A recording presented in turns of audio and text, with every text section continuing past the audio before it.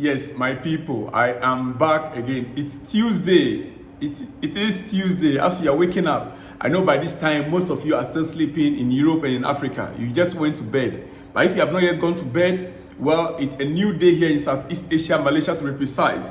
And right now, I have received every detail I need to get from Cobham, Stamford Bridge, from our training ground regarding what has been happening.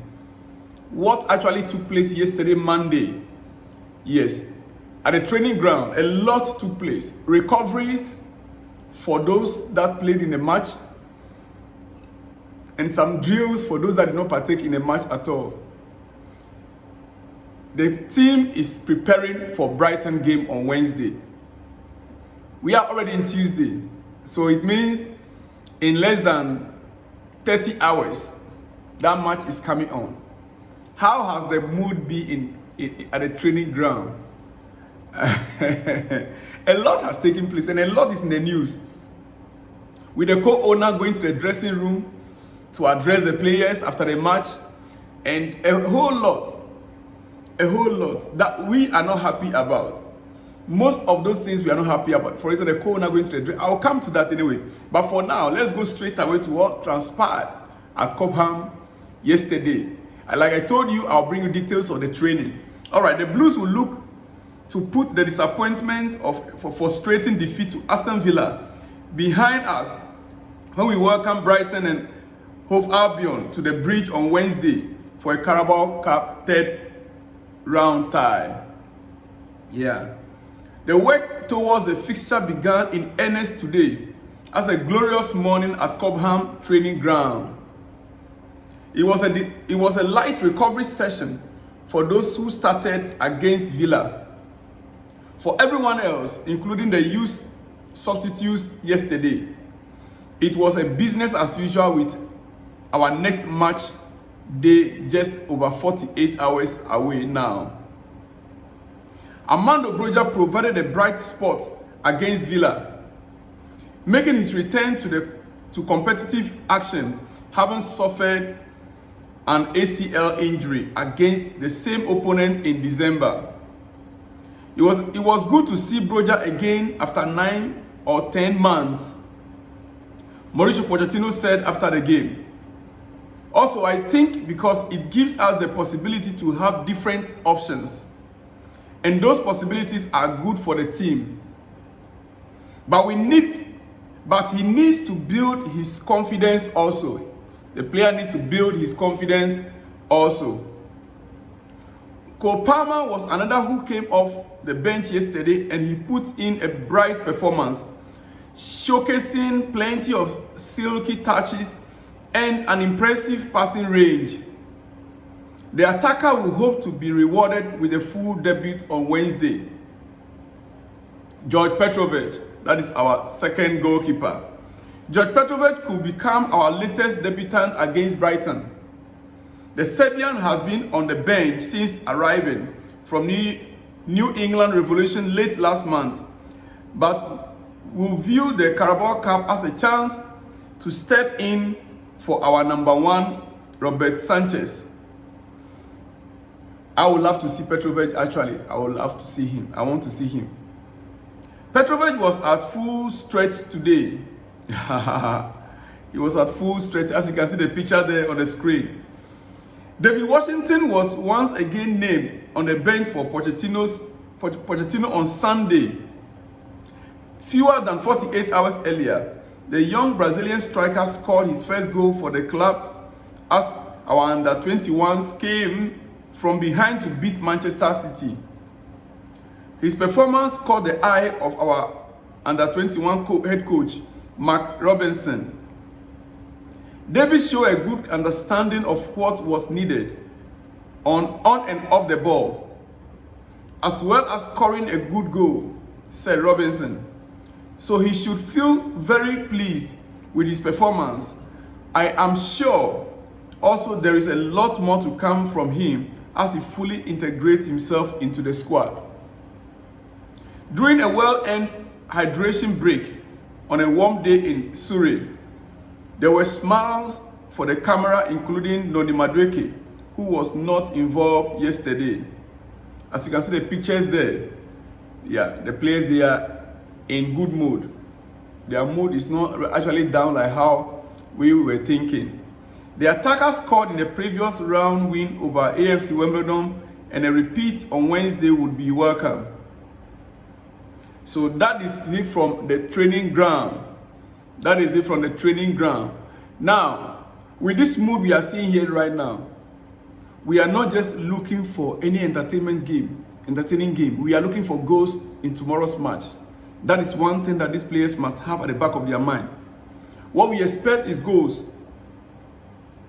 There has been too much of the talking. Now it's time to deliver the goals. Otherwise, people's position is at stake right now as we speak. We expect to have goals.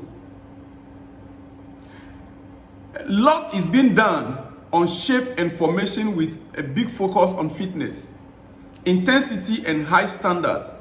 On Chelsea's recovery days, fitness work is still required, and some element of training have been likened to being beasted in an army camp. That is our training regime. That is our training regime. Currently, this is what summarizes our training. Lot is being done on shape and formation with a big focus on fitness, intensity and high standards.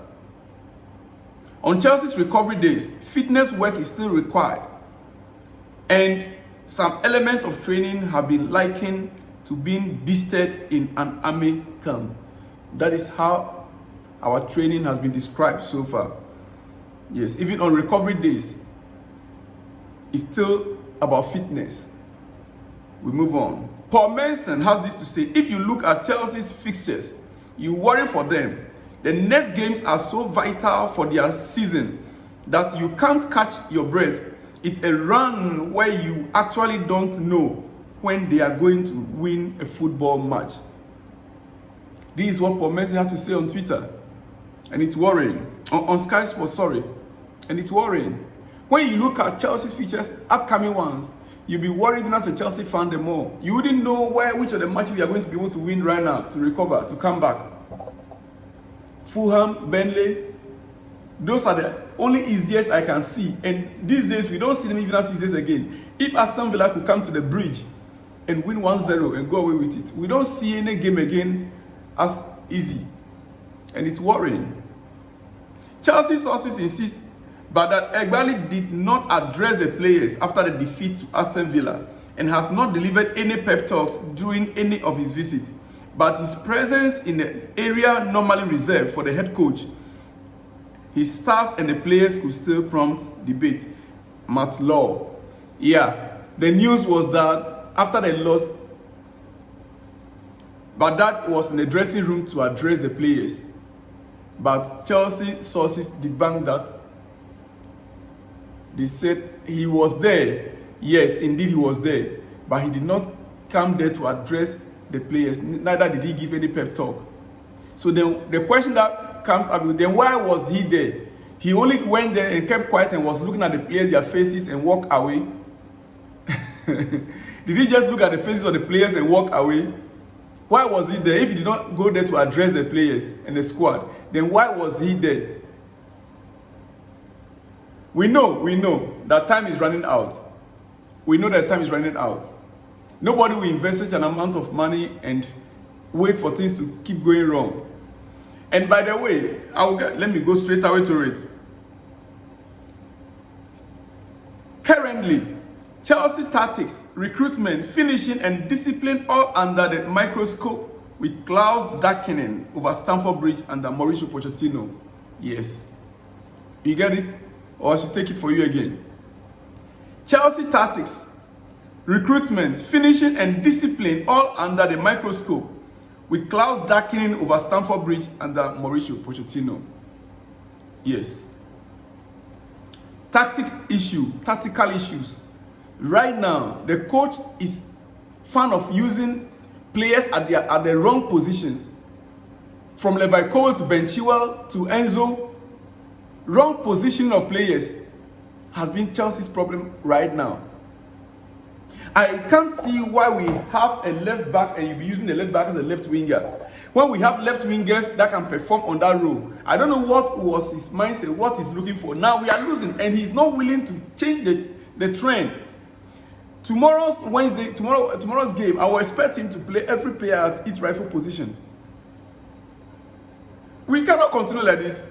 I never thought it was going to be easy, but seriously, it's way more difficult than expected. Those were the words of Thiago Silva's wife, Isabella, on social media following another demoralizing Chelsea setback against Aston Villa on Sunday. This is the wife of Thiago Silva speaking on social media. He said he never thought that it was going to be easy, but seriously, it was way more difficult than she even expected. That should tell you the feeling even in the home of the players is not very good. Their families are equally disappointed. Their families are equally disappointed. They could easily have come from club's owners and the hierarchy overseeing this Chelsea project, having had little to show for their staggering $1 billion plus investment so far. What is happening at my Chelsea? We need to put our acts together. From the porch seats, up in the stands, around the Stamford Bridge pitch, and down the tunnel, co-owner Behdad Eghbali, increasingly prominent across Chelsea, while fellow co-owner Todd Boehly has taken a step back, plus sporting directors Paul Winstanley and Lawrence Stewart strode following the Villa loss. Eghbali attempted to lift spirits in his interaction with Mauricio Pochettino's players in the dressing room area, but this has been debunked. He said it's not true that he tried to lift the morale with all the players or tried to give a pep talk to them, but it's still in the news, and I don't believe that he will just go there and be watching them. He only went there because he wants to speak. He has something to say, and it is wrong. Let's call a spade a spade. It is wrong. The powers that be at Chelsea making that journey in the wake of a poor result has become a regular sight. For the owners to be going to the dressing room has become a regular. It didn't start from now. And after Boehly made the same one last season following the defeat to Brighton in April, and told the squad their season had been embarrassing, while singling out one of the senior stars, it is one that attracted added attention. The continuation of Chelsea's woes under their new ownership, though, means increasing questions are being asked of them and their recruitment policy. Already just 6 league games into the new season, Pochettino found himself having to highlight that amid their disappointment, they need to support the plan in what sounded like a reminder, if needed, that this will not be a quick fix. The plan is one based on the long term with young, high potential players on lengthy contracts, but it will need time and patience. And this is where we are having problems. So are we going to end the league on the 18th on the table, or going to be relegated? Then when we go after we are relegated, we will now work our way back into the Premier League again after the players have matured.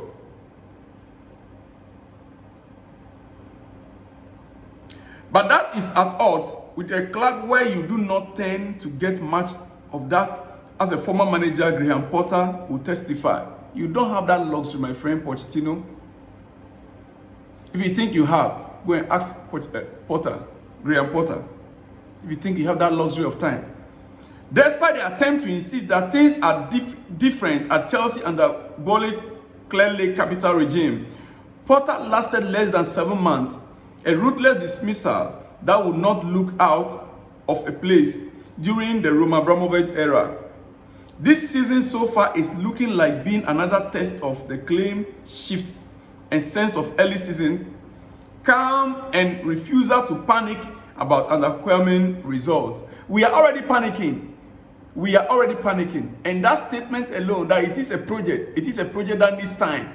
But the coach, That is a panic statement in the first place. Maybe he's just sending a signal, a reminder to the owners that what they told him was it's a project. But I don't believe they told him it's a project that the team will have to be somewhere around 14th on the table or 15th on the table.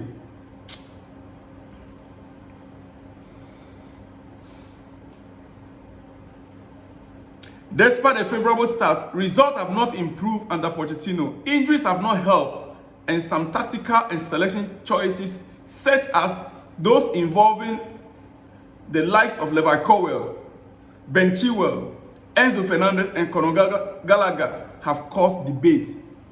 Positioning, selection choices, and positioning has been part of Chelsea's problem. The use of centre-back Colwill as a left-back Chilwell, and midfielder Fernandez in more advanced positions, and Gallagher as a third captain being a candidate for a possible departure have all been talking points, though it has not been for the want of trying on Pochettino's part. His endearing man management qualities, willingness to engage with his players and often go out of his way to speak to them and pass on information quickly became apparent and welcoming by his squad. He is well liked and backed by his players. They appreciate being given clear direction by the Argentine and an understanding of what they should expect from each other. His door is always open to his players, and detailed tactical conversations with some of his players about their next opponent or specific roles have taken places.